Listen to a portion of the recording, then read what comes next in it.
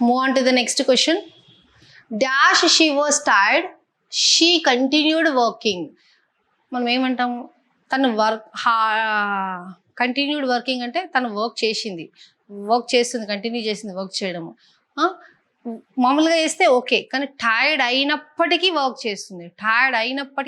చేస్తుంది.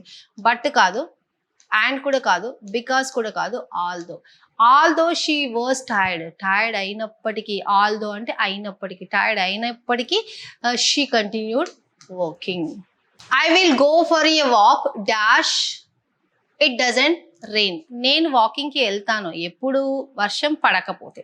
I will go for a walk dash it doesn't rain. వర్షం పడకపోతే అంటే ఇక్కడ చూడండి, ఇఫ్ కాదు, ఇఫ్ అనేది కండిషను, ఈ అన్లెస్ అనేది కూడా కండిషను, కాకపోతే ఇది పాజిటివ్, ఇది నెగిటివ్. అండ్ అంటే joining two things, same things అంటే. సో అనేది రిజల్ట్కి యూజ్ చేస్తాం.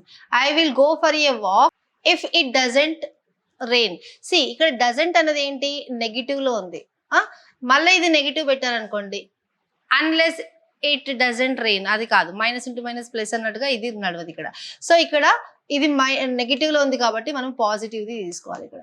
I will go for a walk if it doesn't rain. They walked dash the park. ఇక్కడ ఆప్షన్స్ ఉన్నాయి, ఇందులో ఏదో ఒకటి రైట్ ఆప్షన్ ఉంది. Please let me know what is the right answer for this question. Thank you. Have a nice